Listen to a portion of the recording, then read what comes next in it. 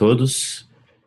Primeiramente, eu queria agradecer o convite da comissão organizadora deste curso para poder ser um dos professores, ministrar uma aula sobre diálise peritoneal no paciente com cardiopatia. É uma honra para mim estar aqui. Eu me chamo Cleiton Bastos, sou nefrologista, professor do Departamento de Medicina da Universidade Federal de Sergipe, no Brasil, e vice-presidente para a região Nordeste da Sociedade Brasileira de Nefrologia. Eu não possuo conflito de interesse e essa aula ela pertence ao módulo 6, técnicas dialíticas no paciente com doença cardiovascular. Falarei sobre diálise peritoneal no paciente com cardiopatia. A agenda da nossa atividade basicamente vai ser um contexto inicial, onde a gente vai tentar falar um pouco sobre as associações que existem entre a doença renal crônica e a doença cardiovascular, notadamente a terapia renal substitutiva, neste caso diálise peritoneal, e a doença cardiovascular. Um pouco sobre a diálise peritoneal em si, suas indicações, uma comparação entre indicações dela e da hemodiálise, e especificamente sobre a diálise peritoneal em cardiopatas. Vantagens e desvantagens dessa modalidade, novamente suas indicações, como prescrever e adequar o tratamento, o manejo dos fatores de risco cardiovascular, e nos slides finais falaremos um pouco sobre a ultrafiltração peritoneal na insuficiência cardíaca congestiva. A doença cardiovascular ela é subdiagnosticada e subtratada na doença renal crônica. As complicações cardiovasculares na diálise peritoneal são complexas, manifestam-se de forma heterogênea e têm natureza multifatorial. Os sintomas e sinais da doença cardiovascular, muitas vezes eles estão mascarados nos pacientes dialíticos. E a doença cardiovascular é a principal causa de morte em pacientes em diálise peritoneal. É neste contexto que a gente vai trabalhar. E eu começo falando sobre a escolha da modalidade. Nesse artigo publicado no Kidney International em 2011, na verdade ele é um editorial, o professor Mehrotra fala de como é difícil esse momento da escolha. São vários os aspectos que poderão estar fazendo com que isso se torne um dilema. Até porque não tem nada que diga se uma modalidade de diálise é melhor do que outra, se gera mais ou menos qualidade de vida ou sobrevida. Os estudos, até o momento, eles são conflitantes nesses aspectos. Não há nenhum estudo clínico randomizado, controlado, que compare as modalidades hemodiálise e diálise peritoneal. Alguns demonstram um menor risco para a diálise peritoneal, outros não mostram diferenças e outros mostram que há maior risco de morte para essa modalidade. Os nossos estudos observacionais, eles nos deixam numa onda de incertezas. Se a gente pega dados do registro americano, publicação do professor Mehrotra de 2008, o que se vê basicamente é que para indivíduos não diabéticos e abaixo de 65 anos de idade, as curvas de sobrevida de hemodiálise e diálise peritoneal se sobrepõem. Para pacientes mais jovens, não diabéticos, parece haver uma menor mortalidade para diálise peritoneal. Para indivíduos mais velhos, acima de 65 anos de idade, e diabéticos, parece haver uma maior sobrevida para pacientes em hemodiálise. Comparando hemodiálise e diálise peritoneal, existem alguns pontos que a gente deve colocar na balança. A hemodiálise ela tem favorável a ela uma prescrição de ultrafiltração a cada sessão, avaliação frequente do estado volêmico pelo profissional de saúde, uma variedade de intervenções terapêuticas para o controle da hipotensão que pode ocorrer durante a sessão, e a técnica ela é mais duradoura e tem menor índice de falha. Em compensação, existe risco de instabilidade hemodinâmica, particularmente na presença de disfunção ventricular, exatamente o ponto em que a gente está estudando hoje. Existe o risco de apoplexia miocárdica com ultrafiltração agressiva, a necessidade da punção venosa, e ela é mais dispendiosa. Em contrapartida, a favor da diálise peritoneal está o fato dela ser um método mais lento, a remoção lenta e sustentada de líquidos, uma melhor preservação da função renal residual. Alguns trabalhos mostram maior nível de satisfação do paciente com o tratamento. É um tratamento que o indivíduo faz em casa e pode utilizar cardioprotetores com menor risco de hipercalemia. Entretanto, você não tem como precisar o volume diário de ultrafiltração. Existe uma maior dependência do paciente para ajustar a prescrição frente a flutuações diárias no estado volêmico e o risco de burnout pela ausência de dias livres. O grande problema relacionado à diálise peritoneal, muitas vezes, é que ela é uma técnica em que se impõe muitas contraindicações. Um trabalho clássico, publicado por Keith Jagger e colaboradores, trabalho holandês do NECOSAD, o grupo colaborativo daquele país, mostrou que se o indivíduo não tem contraindicação e você dá a ele a opção de escolha do método, aproximadamente metade escolhe a hemodiálise, metade escolhe a diálise peritoneal. O problema está no maior número de contraindicações que se impõem à hemodiálise. E nesse estudo específico holandês, a maior parte das contraindicações relacionadas à diálise peritoneal, elas foram contraindicações sociais, muito mais do que clínicas. Então, do ponto de vista clínico, a diálise peritoneal, ela não tem uma maior contraindicação, muito mais do que isso é um despreparo, um preconceito, do que verdadeiramente que ela não é factível. E existe um conceito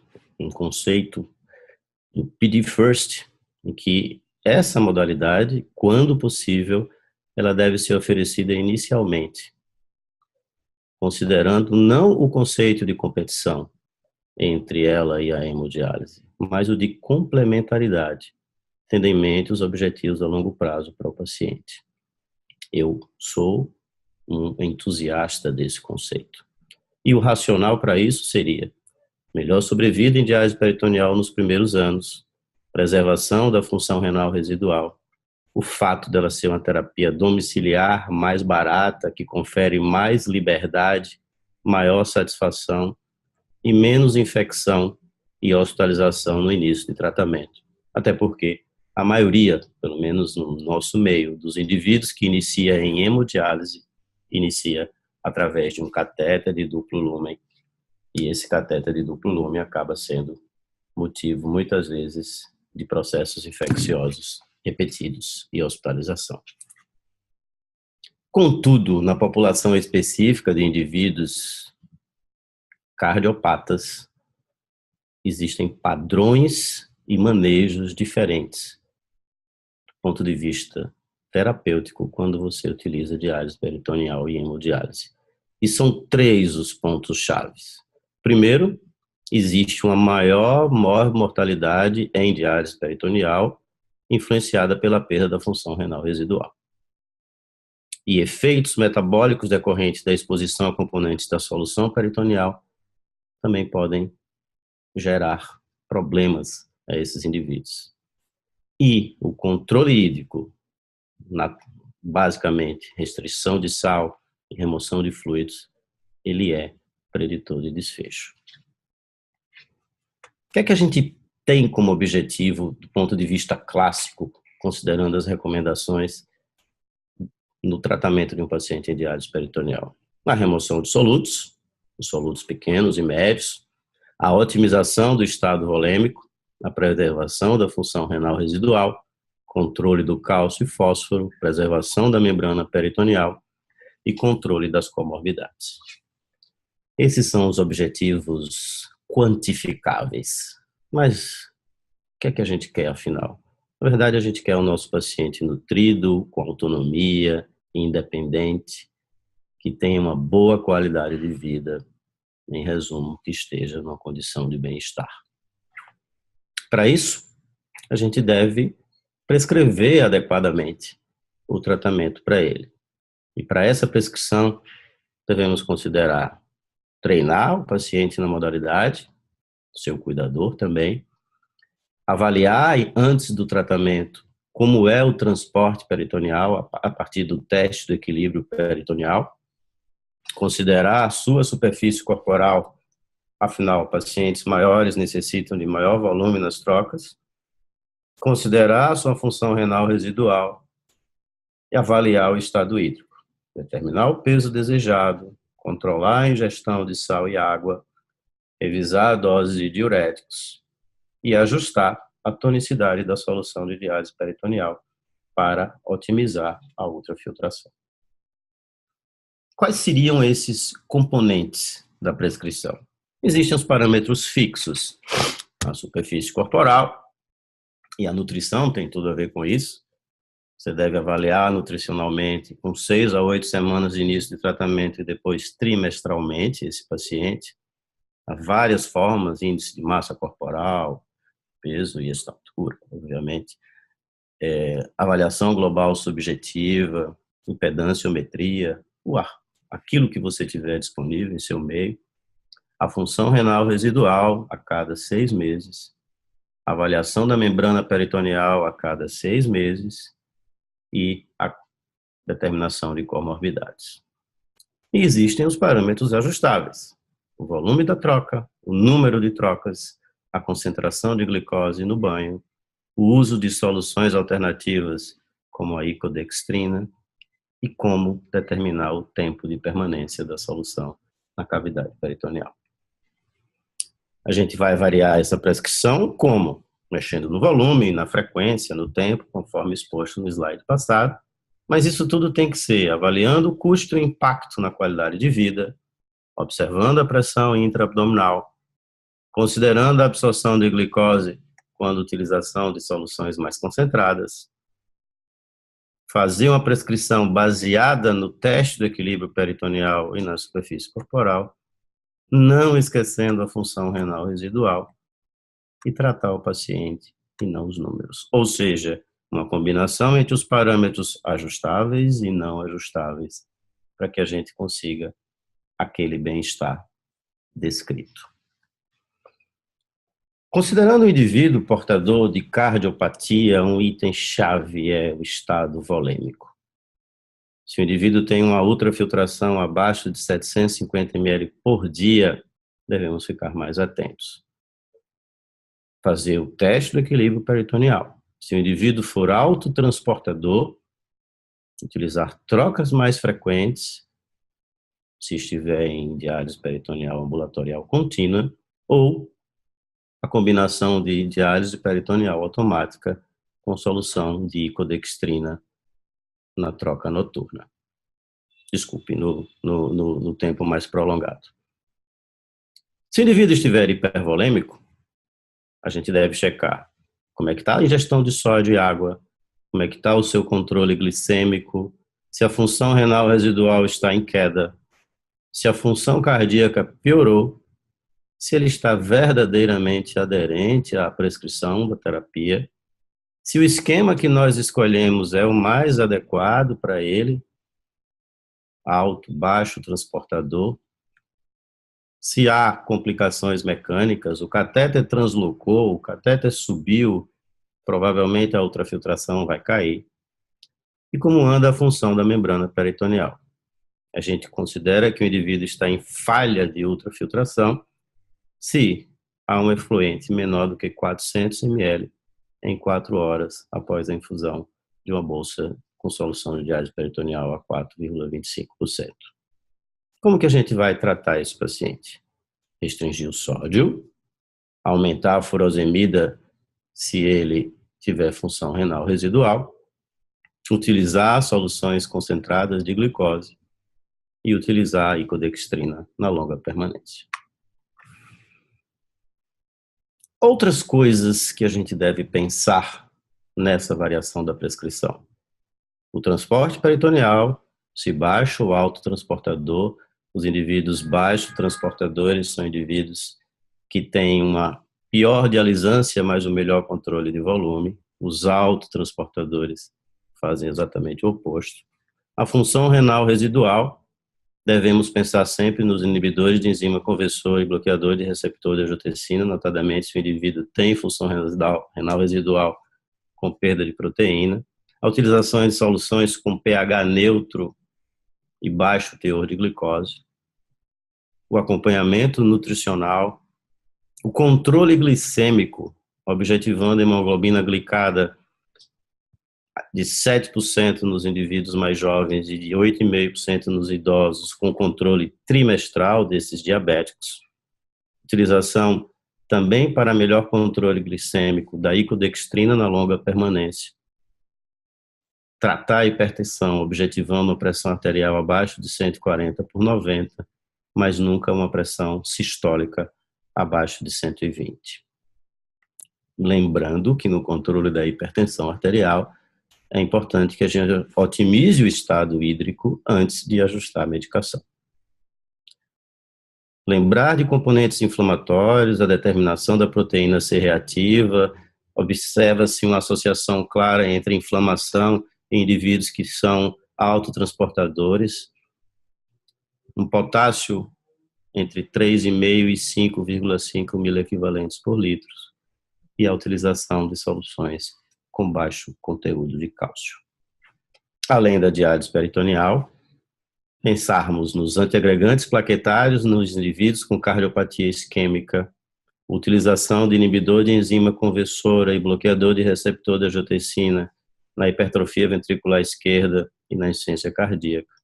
Utilização de beta-bloqueadores na hipertrofia ventricular esquerda, miopardiopatia dilatada e na disfunção sistólica. Utilização de diuréticos poupadores de potássio, associados aos inibidores de enzima conversora e bloqueadores de receptor de angiotensina na insuficiência cardíaca. A dose individualizada de varfarina na fibrilação atrial. Não utilizar os novos anticoagulantes na prevenção do acidente vascular cerebral e o uso de beta-bloqueadores para a prevenção primária de morte súbita naqueles indivíduos em que você identifica o alto risco. Por quê? Na verdade, a doença cardiovascular na diálise peritoneal, ela é considerada como um problema grave, por quê? Porque a alta mortalidade após infarto agudo do miocárdio também existe em indivíduos nessa modalidade. Tem-se taxas de hipertrofia de ventrículo esquerdo de até 90%. A doença arterial periférica está presente em até 30% dos pacientes.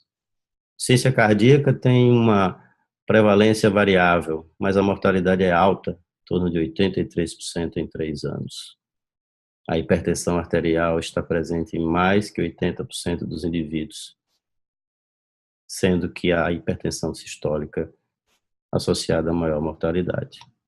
E não dados específicos para diálise peritoneal, mas a fibrilação atrial está presente em até 27% dos pacientes dialíticos. Para fechar, a gente vai falar um pouquinho sobre a diálise peritoneal na insuficiência cardíaca congestiva. Os primeiros relatos da irrigação peritoneal contínua no tratamento do edema refratário surgiram na década de 40. Na década de 60, foi que verdadeiramente se pensou na utilização da diálise peritoneal na insuficiência cardíaca congestiva refratária, na publicação do JAMA, de 1967. A partir daí, pensou-se na possibilidade de utilização de diálise peritoneal para indivíduos que não tinham doença renal crônica terminal. Em 1990, com a utilização da diálise peritoneal automática, e em 95, com a introdução da icodextrina.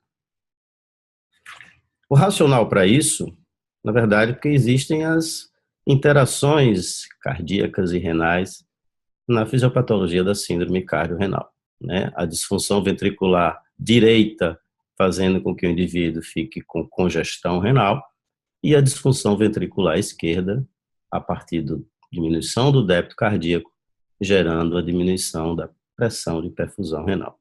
Ambos geram diminuição da taxa de filtração glomerular. Na verdade, existe um ciclo vicioso que associa a insuficiência cardíaca congestiva com retenção de sódio e líquido e congestão venosa, com ativação endotelial, com vasoconstricção renal, ativação neurohormonal, aumento da atividade simpática renal e da pressão venosa renal, gerando a diminuição da função renal e que isso vai fechando o ciclo, piorar o estado de congestão. Esse racional faz com que você pense na possibilidade de utilização do método. O que é que a gente chama de insuficiência cardíaca refratária? Na verdade, são aqueles sintomas presentes após todas as opções farmacológicas e cirúrgicas terem sido otimizadas. E, especificamente, essa diálise peritoneal utilizada nessa condição, a gente chama de ultrafiltração peritoneal. E ela reduz ou suprime a congestão porque ela faz de forma lenta e contínua a remoção de fluidos. Isso pode acontecer utilizando outros métodos, como os métodos de hemodepuração. Só que eles não são nem lentos, nem contínuos e são mais invasivos. Além disso, ela pode promover a remoção de mediadores inflamatórios que contribuem para a fibrose renal e cardíaca e de substâncias depressoras do miocárdio. Dados mais recentes mostram que reduz a hospitalização e mortalidade e que se essa remoção de sódio é potencializada pelo uso da icodextrina. Vejam na figura ao lado que a icodextrina, com o passar do tempo, ela mantém a sua capacidade de remoção de fluido e isso não acontece com as diversas soluções de glicose. Uma sugestão de prescrição de ultrafiltração peritoneal, a gente pode ver nesse recorte de um artigo publicado por Iadarola e colaboradores em 2013 no Journal of Nephrology. Você pode fazer trocas uma vez ao dia com solução de glicose ou até de icodextrina, com 2 trocas ao dia combinando glicose e icodextrina, ou até em dias alternados. Não necessariamente mantendo uma prescrição como se fosse a prescrição dialítica de um renal crônico em estágio terminal. Numa revisão sistemática publicada em 2015, observa-se que a utilização da ultrafiltração peritoneal esteve associada à diminuição da hipertrofia ventricular esquerda, à diminuição na taxa de hospitalização, em uma figura não exposta nesse slide, inclusive a diminuição melhoria da taxa de filtração glomerular com o passar do tempo. Então, como mensagem final para vocês, o que a gente poderia levar para casa é: a diálise peritoneal é a opção terapêutica factível em renais crônicos cardiopatas. A sua terapêutica ela precisa ser individualizada. A preservação da função renal residual, o controle volêmico e metabólico são cruciais nessa prescrição individual para que haja sucesso clínico. A solução de icodextrina potencializa a ultrafiltração e auxilia no controle metabólico. E a diálise peritoneal, ela deve ser uma opção fortemente considerada no tratamento da insuficiência cardíaca congestiva refratária. Muito obrigado a todos. Até lá.